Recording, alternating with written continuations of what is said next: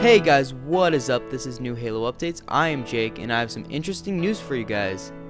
On February 29th, Halo Waypoint and 343 released their latest SparkCast. Now, if you haven't subscribed to them yet on iTunes, do it. You gain a lot of interesting Halo 4 tidbits by listening just to their podcast, released roughly every month, and they're literally the most reliable source out there. Just search 343 SparkCast in iTunes Store to listen and subscribe. It's free. Anyway, there were a few facts that were revealed in their latest podcast, but I didn't want to give you guys the edited version in case I left something out, so I decided to give you guys the entire thing. It's actually shorter than usual, but they do throw in some hints and teases during this podcast. So sit back and listen to this new Halo update. P.S. There is a tease towards the end of this podcast hinting to a Halo 4 reveal date. Keep listening.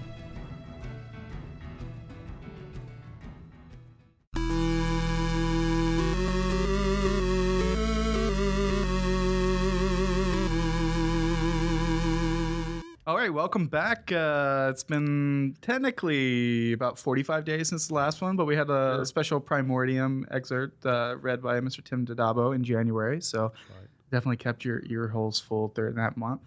We're back for a very special February edition of the 343 SparkCast. Of course, I'm David Ellis, and once again, I'm joined by Franchise Development Director Frank O'Connor. Hello. So seeing as this is our February episode, we had decided to have two very special guests. Joining Frank and I this week is Josh Holmes, Studio Creative Director here at 343. Hi. And rounding it out is Kiki Wolfkill, Executive Producer on Halo 4. Hello. And Frank is playing with my mixing board, and I'm just touching the hole. frightened. Danger. I'm just pressing Danger. your holes. There's all these holes. Not going to touch that one. We're I starting already on touched them all. Oh, We're good. We're starting on a good Clean tack. those off. Exactly. Dirty bird. But the reason we kind of wanted to bring everyone together, it's actually been a while. I think since a lot of people have heard from Josh and Kiki. I think the last time a lot of people might have seen you both was at the Halo Fest, at the Halo 4 panel, which, thank goodness, that turned out pretty good. We were all really nervous walking into that day. Yeah. So what's the team been up to since, I guess that was late August, early September? I mean, the Halo 4 team's been pretty busy since then. Of course, the studio Not at all. studio launched Halo Anniversary, and that was definitely a big deal with the publishing team, other folks internally that worked on it. But meanwhile, Frank continues to hit buttons. I am frightened. You may or may not hear anything the entire episode. We'll see. But what's Halo 4 team's been busy since then. What's the studio been up to? We've been up to a lot. The team's been working really hard. We had a huge milestone that we pushed towards at the end of the year last year that was really around taking one of our missions to a near complete state, which was really exciting to see everything come together and sort of play through a campaign experience that feels, near shippable quality. And then and we've done a ton of work on the multiplayer side, and we're pushing towards a pretty important milestone there right now as a team. Well, we're not, because we're up here doing this podcast That's right, while yeah. everybody else is downstairs playing it. Which In fact, you might hear some cheering at some point because it's not far from here where people are playing right now. That's true.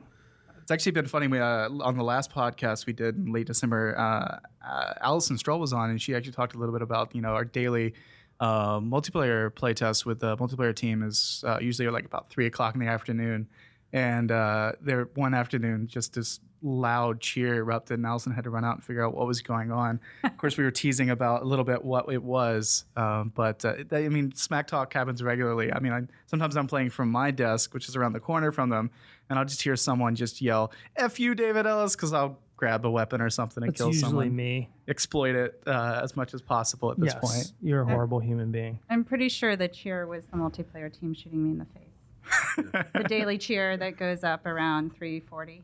That was used as bait to get It people was. to make Yes. sure they all participated. Yes. That's actually been really fun, though. Outside of the regular playtest that certain teams are doing daily, very recently we've been doing studio-wide playtests in the afternoon as we move towards this milestone. That's actually been a lot of fun of actually going in there and playing against people you don't normally play against and actually being pleasantly surprised. The other day I was playing in a match and Tajin was playing. And I thought, audio guy. This is going to be easy because there was one a couple nights ago I was playing against one of the other audio guys. I can't believe you. You know, you might have to ask You're him a for help with this bigot. podcast. He The was, audio people. But there was another audio guy, and he was just standing in a corner shooting at walls, and I was like, "Oh my god, who is this guy?" And I just run up and kill him. And next day, he's like, "Why did you do that?" I was testing to make sure the sound was working. You've built a strong reputation around here, Mr. Ellis. Never let your guard down. The thing with Tashin, though, he's shockingly good. Yes. First time we encountered one another, he killed me. I was convinced someone else was playing using his tag, but He's gotten a lot better. yeah. But that's actually been a lot of fun having everyone involved with that. Is, of course, do we want to talk any more about what the milestone is? Well, I mean, since we're talking about Tajin, I just kind of want to follow up on the little mini documentary we put out last week with the audio recording session. It was amazing how much people took out of that. Like they decided what weapons were working. I was reading MLG Pro had like people arguing about whether that meant that a 3-shot burst weapon was hit scan versus non. And I'm like, Tajin also pointed out he recorded the sound of like a Tasmanian devil screaming, but nobody seems to care if there's bloom on there or not. So it was just really weird. I mean, people do that, but you know, I talked to Jessica about like all the hot button words in the update, and it's fun to see people just speculate. But I swear those guys have the best job because they basically get to go from place to place recording awesome sounds, blowing shit up. Yeah. Hanging out with special forces, Well, people sort of got a taste of that at the Halo Fest. We showed the one video of them just blowing stuff up. Yeah. But there was another video that we haven't shown. We may eventually show some, but where they actually went to Tasmania and were recording those sounds. And it looked like it's equal parts a great time and absolutely horrific. Because there's certain animals that they have to like coax out with raw meat. So they'll come out and make noises. Yes, there's a reason they're called devils, and we all know far too much now about Tasmanian devils. Yeah, I had no idea with the facial skin cancer thing. Oh, yeah. Very sad. It is sad. You're expecting to see, you're expecting to see the Tasmanian devil and them spinning around. And eating stuff. And It's not the case. You know, They're just cartoons trying lied bite to me. your face off. Yeah. Well, except if there had been a honey badger cartoon, we'd have still been pretty much okay at this point. You know, I didn't actually see the honey badger video for the first time until like 6 weeks ago. I don't know how I avoided it, not consciously, but I was out with some friends and I was like, I got to stop you. I sort of nod my head politely and act like I'm laughing, but I didn't know what it was until recently. You're like somebody's Facebook mom. I was. Get thee out of your podcast cave, Mr. Ellis. But it was actually surprising because normally after you hear people like laughing about it, it doesn't sound like it's going to be that funny, but it actually is. There's a reason it's been a popular meme. So do we want to talk any more about the milestone we're pushing towards? People might be interested in that. Yeah. Go right ahead, executive producer Kiki Wolfgill. So it's been 6 months since Halo Fest, which honestly feels like 2 years. But beyond the milestone that Josh mentioned hitting at the end of the year, we're obviously pushing for a big multiplayer-focused milestone right now.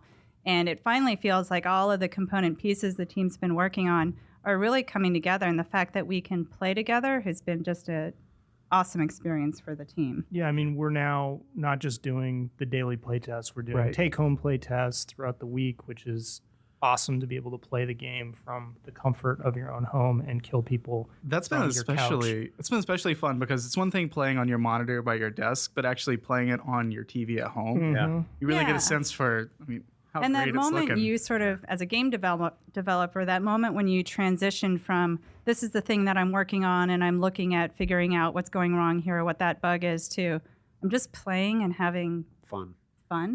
is a pretty magical turning point. And the not to oversell it, but the level of polish on the graphics even at this point is my wife came in and she's like, "Oh, what is that?"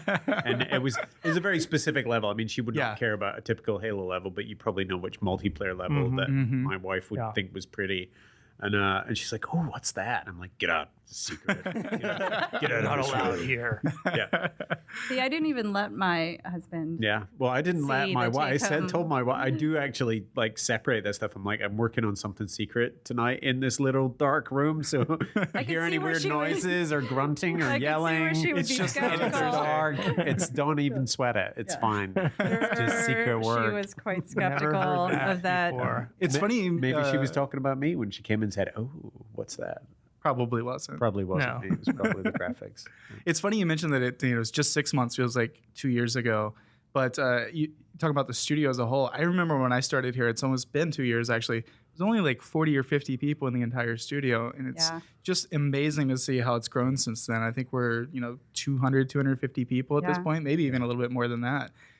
Depends on, actually by the time you hear this, it probably definitely will be more than that as we continue to add people because we're in full production mode right now. For a lot of people that may not know the difference between like pre-production and full production, can you guys talk a little bit about, what that process is like once we shift it over and kind of what the experience is going to be like in over the next, several months as we continue to actually work on the game and actually finish it up for this year? Yeah, I mean, it's kind of cool and interesting. I think I'm a game developer. The different phases that you go through when you're building a game. So, I mean, you kind of start out in an early concept phase where you're trying to figure out generally what it is that you want to build. And then you go into focused pre-production, and the goal there is to really flesh out in more detail exactly what it is you want to build at the same time as building a lot of the kind of tools and foundation that is going to be required to accomplish that. And start to prove out a lot of the things through prototype that you're going to place your bets on within the game experience. And then by the time you get into production, at that point you've kind of proven out, yes, this is what we want to build, this is how we're going to build it, we believe this is going to work, these are the key bets, and you're just essentially doing the really hard work of now executing and bringing that all together. And then as you go through that last year of building a game, it's really about polishing and trying to get every last detail that you can possibly get into the experience to make sure that you're delivering on all of your creative goals. Yeah, and it's definitely the point at which, I mean, every day you're making really hard decisions around what's going to ensure the best quality experience possible. So you're trying to get more done than you can realistically fit in. You're trying to make the right decisions that end up with the best user experience. And those types of decisions are different every single day and for every part of the group. And sometimes they're creative decisions, sometimes they're production decisions. But it's really an interesting time in terms of the lens you need to use to really understand what we need to end up with and how we get there. It's funny you mentioned kind of these features kind of come online. There was one recently, and I won't even come close to going into specifics on it, but a specific character feature that came online that it was actually really cool because you'd heard people talk about it for like months and months and months, and actually seeing it in action for the first time. I was talking to some of the designers, and they were really excited about seeing what they could do with that in the future. Crotch isn't that secret. The Chief's cod piece is out there now. But, things like that are interesting because you kind of wait with bated breath. You put a lot of risk into this feature you really feel strongly about. It's difficult to execute on, and you're not entirely sure what the end result is going to be. And certainly, I think we're all really relieved that the end result is something we're really excited about. But there's definitely been a lot of sort of anxiety and tension. Yeah, I mean, I think that's one of the things we knew we were kind of biting off when we decided to take, risks with what we wanted to build with Halo 4, because we wanted to kind of push in new directions and do new things that you hadn't seen before in a Halo game. But doing that, that means sort of uncharted territory. And so there were a lot of things that we kind of sort of put up there as things that we wanted to do that we had to then go through the process of proving them out and seeing them all come together. And we're at that really magical time when things are now all sort of fitting into place and you can see the big picture come together. Yeah. I mean, it's funny because, Frank, you talked about this a little bit before. I mean, it's certainly not polished, but I mean, it's at a point where you can play through basically the entire campaign right now. Yeah. And, always doing testing on that and figuring out how stuff works. But, certainly if someone hadn't seen a game at this point and you're like, you can play it all the way through, why don't you just release it next week? Yeah. It's a little bit more complicated than that because there's a lot of places with temporary graphics and things like that. And we're always, testing internally. And, the Microsoft's research and user research team has been amazing. And it's always interesting to read through that stuff and see and kind of learn how people actually play games because they don't really think about it when you're playing it. You're just experiencing it. Yeah, no, it's a fascinating science, really, and just being able to assess the usability of different concepts that you're putting into the game. Like, are people understanding it the way you thought that they would understand it? And sometimes it's really simple tweaks and changes that make a massive difference in the play experience. And so having the facility to be able to bring in gamers from outside, Halo fans, non-Halo fans, from across a spectrum of gamers, and have them sit down and get hands-on with the experience and then give us valuable feedback has been just a huge boon to us as a development team. And so far, and I might cut this out of the podcast, but so far, no Tom Morello knocking on wood. Thank God.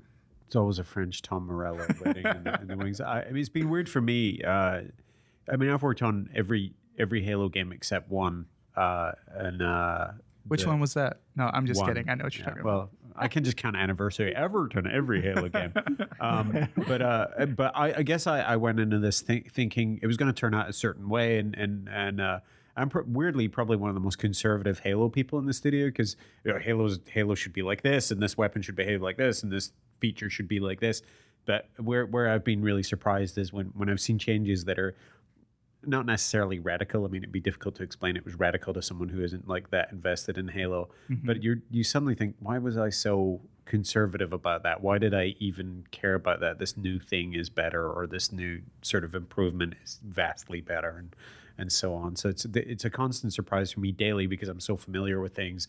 So, I'll still see things that are familiar and they're comfortable and they're safe. But I'm seeing things every day that are new and improved and better and changed and added. Mm-hmm. And it's been all my predictions have sort of been thrown out the window at this point, because it's getting to places I just never predicted, and they're all good. So, yeah, you mentioned Chief's codpiece, so I'm going to make a very inelegant transition into talking a little bit about, and it's something we've talked about, of course, in the Halo Bulletin in recent weeks. But it's always funny when you have schedules for what's going to be shown, what's going to be talked about. The first time we got a look at Master Chief in Halo 4 was last year at E3 and the trailer. And, certainly there have been iterations since then. I know Kenneth talked about it during the panel at Halo Fest. But it's always funny that the next time people really get a good look at him is via a 5.5, 6-inch toy model with ball joints on his shoulder, which affect the way his arms look. And, of course, people are passionate about it, and they, jump to conclusions, rightfully so sometimes, but jump to conclusions about that. It's always funny how that works as far as, the design of Master Chief. It's such an iconic character. But I don't know. What do you guys think about, the fact that people see it as a toy, but, once eventually they see it in a game, I think it'll make a lot of sense. It's a superhero, right? You see a new Superman costume, and there's nothing but flipping out. Thank goodness we didn't give Master Chief a mullet like they did with Superman. Did Superman? I know Superman was a robot, and he was a black guy, and he was like a kid, and then he came back with a mullet. Things, so he has a mullet now. Yeah, we did not do that. Does he have a mullet now? I don't think so. That was like the mid '90s when a lot of people had a mullet. Is it as luxurious as Frank's mullet? It's pretty sweet, but the Superman's mullet was actually real hair. So I see. My mullet's on the inside. Mine too, Frank. but it was I was walking past an artist's monitor the other day, and there was he had the Halo 3 Chief and the Halo 4 Chief actually rotating side by side. That's cool. I'd love to show people that one day, but it's remarkable how similar they are. And they're vast differences on every single piece, but when you look at them both side by side in that context, it's amazing what the fuss is about. You'll see that there's definitely some fiction stuff happening, but that plays way second fiddle to the fact that it's a new artist and new technology, which I'm especially excited about in talking about in the future, and new graphics and new industrial design. I mean, if people are flipping out about the Chief, that's going to happen with other objects. It's going to happen with other types of industrial design that go into a Halo universe and a Halo game. But I think that it's all going to be super positive. I mean, that to me is one of the most exciting parts about this, and I speak not just as obviously a game developer, but also as a Halo fan, is seeing a different perspective taken to the industrial design to a lot of these familiar elements. To me, has been just amazing, and I think the team of artists that we have assembled at 343, who are just some of the best in the business. And under Kenneth Scott's art direction, it's been amazing to see it all come together. And it feels like a natural evolution. Like I know exactly what you're talking about with Chief. When you look at the two models side by side, it feels like a natural evolution. And it feels like the approach that's been taken, which has been to really focus on the function of his suit. Yeah.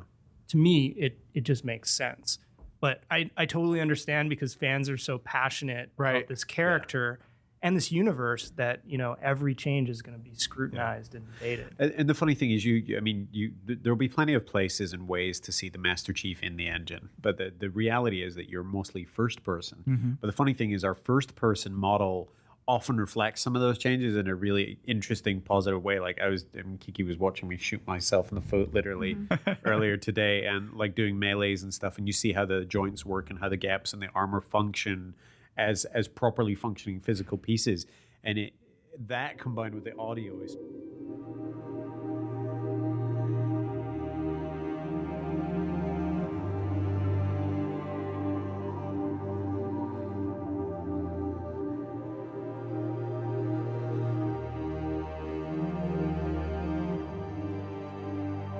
So after that sort of abrupt transition there, you may be wondering what exactly happened. So Frank's fault. Yeah, we had some mishaps. Frank, if you remember from the beginning of the podcast, Frank was playing with my mixing board, and he hit something. I think he hit his head and passed out. So he's actually not with us anymore. He's pretty much down on the floor at our feet. Yeah, completely passed out. It's really snoring like a lazy Scotsman. It's really a sad sight.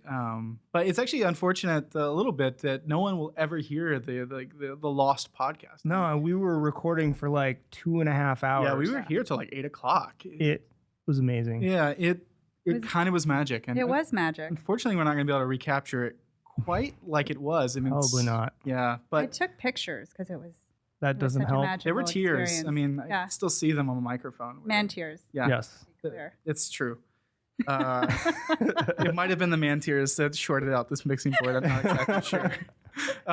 But we did want to come back and wrap things up, not to leave you in a Halo 2 style ending there with the podcast. But and I actually remembered what we were talking about, so we'll sort of kind of go into the same thing. Frank was talking about some of the stuff in the game, being able to. He was playing around shooting himself in the leg and kind of talking about, in some kind of general terms, things we're doing in the game to sort of physicalize. That's probably not even an actual word, but kind of make you feel. Frank's passed out. Yeah, I think it's catching now. But make you feel like you're actually more than just a camera on a stick. That's why Frank actually plays inverted, because he actually feels kind of like he's flying versus whatever. I think it's because he's sick in the head. No offense to people who play inverted, but then we kind of transition into what we were talking about architecturally and from an art perspective of kind of bringing a new vision to both the aesthetic of the Chief's armor, but also the world and things you're going to encounter. One of the elements that we've kind of done that with is the music, and people got a sense of that at Halo Fest last year at the Halo 4 panel with the music and the fantastic concept art trailer. That kind of gave a sense visually, but also from an auditory standpoint of kind of the direction we're taking things. And I know both of you have been listening to some recent music drops. Yes. Wondering if you had some things to share, since we unfortunately will not have an music clip that we can't input with unless one of these two gives me permission here on the air.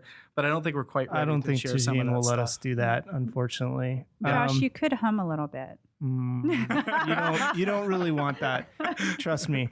The music is amazing. It's been a pretty incredible journey to get to this point, because in the beginning we really started very, very broad and explored a lot of different directions under Tajin's guidance, and now we're listening to some of the new tracks just over the last week, and it's really found its own kind of unique direction that feels very much Halo, but yet very different, very fresh, and very appropriate to the game that we're making. Yeah, so I don't know if you want to add to that. Yeah, Kiki. yeah. I mean, we were actually playing a track. Must have been hours ago now. On the studio speakers, and it was a recent track that I actually hadn't heard before, and to sort of hear the journey that the music itself has taken over the last 6 months is really interesting because to Josh's point, the early pieces were very exploratory. And the piece that we just listened to was so inspiring and so confident and so grounded in Halo, while at the same time really being something that sounds very different from anything we've had in the Halo games before. So it's really exciting to start to hear a Halo voice come through that we just haven't heard before. I think that's actually a really good way to put it. You talked about some of the earlier exploratory audio stuff. If you actually were to put it side by side with what we're getting now, it actually would in some ways sound very different. Yet thematically, there is this familiarity that is not the same, but feels familiar. And I think we're really lucky to have a pretty amazing composer. And during the section that we actually lost earlier, I remember Frank was talking about when you all were first meeting with this composer and kind of talking it over. It was very important that he kind of brought his own voice. There's no reason to try to copy what Marty's done. He's done amazing music that millions of people remember, for 10 plus years now. And so it just wouldn't make sense to try to do the same thing. And we're tackling new themes, new locations, new characters in this trilogy. And I think this music just sort of reinforces it quite a bit. There's one theme in particular that's just beautiful. It's really fantastic to see how it's evolved. Yeah, I mean, I have been a fan of Marty's music since the very beginning. He's just an incredible artist, and when we started working with our composer on this game, he was very complimentary of all of the work that Marty had done. But yeah, he just exactly what you said. He said, I need to bring my own unique voice to this and my own vision to the work that we create that will be, will honor the themes that Marty has established, but it won't directly mimic them or copy them. And that's when we went into this amazing exploratory phase. And what we've managed to come up with it's really inspiring. And it's been interesting because through that whole process, and there's been so much music that's been created for this game, and a lot of it that probably no one will ever hear, most likely just because as part of like the development process, dozens and dozens of music tracks are just kind of created in some cases fairly quickly just to try to get ideas. Yeah, in a lot of cases, it starts with just a simple sketch, and many of those tracks are incredible in and of themselves, but just for whatever reason are not appropriate to the game that we're making. But it's a really fun process to go through, especially if you're a music lover, to be able to hear all of these incredibly diverse, different approaches that have been taken to different tracks through that process. So I know for us, it's one of the favorite things that I get to do on my schedule is the music review and go and see like what's the latest stuff that Tajin and his team have been working on with our composer, and listening to those tracks is one of the best parts of my week. And I think at this point, everyone listening at home is just yelling at whatever play something. I'm sure as the year goes on, as we get closer to launch, there'll be opportunities to share kind of snippets here and there with the listeners, and of course, we're happy. To do that. I mean, sharing our composer and sharing the musical vision for Halo 4 is a really, really important and momentous thing. And so we're saving it for the right moment in time, but we're all, anxiously awaiting that moment that we can finally pull back the curtain and reveal that. So understand that the fans are probably feeling that same level of I know everyone at this excitement. point. I saw someone made a post that it was exactly 6 months since there had been any Halo 4 news. Oh, goodness. So we certainly can understand the excitement, and which can sometimes bleed over into frustration. But trust us when we tell you that the wait will absolutely be worth it. I'm confident of that. And I think on that note, we may sort of wrap it up. Frank is starting to smell a little bit, quite Yes. honestly. More than usual. I don't know that we can take it too much longer, but February is the shortest month of the year, so this episode is a little bit shorter than sometimes normal, but we hope you had some good stuff in there that you might have enjoyed. And I think Josh and Kiki, maybe we'll have you back in March. I think that might make a lot of sense. Awesome. Yeah, I think in March we should have some interesting stuff to share. So Yeah, and forward to that. I think with that tease, we'll kind of wrap it up real quick. Before we do, just want to remind everyone, and I want to thank everyone for listening to the podcast every month. Everyone who subscribes, whether it's on iTunes or Zune or just through the RSS feed, or even if you just come to Waypoint or through your mobile app, we really appreciate everyone who listens to the podcast. If you can do us a favor, however you get the podcast, please write reviews. It helps out with definitely visibility with the podcast. And of course, feel free to share it with a friend because this is a good opportunity for us to kind of talk directly to you guys, and I think that's super useful. As we go through the year, we'll definitely have more people from the studio on to kind of share what they do for in a day-to-day and kind of share what life is like at 343. So until then, thanks everyone for listening, and see you later. So, wrapping that up, without a doubt, there is going to be a Halo 4 reveal / showing this March. They also say that it's going to be well worth the wait, so I'm assuming that it's going to be a full-blown reveal. Now, before I go, I just want to say how sorry I am that I keep getting you guys' hopes up about the reveal dates that never happen, but I predict that I'm right this time. So, boys and girls, comment, rate, subscribe. The more subscribers I get, the more videos I will be uploading, and the more rapidly I will be uploading them. So thank you guys for the support. It means a lot. So stay tuned for new Halo updates. This has been NHU. I am Jake, and I'll catch you guys later. Peace out.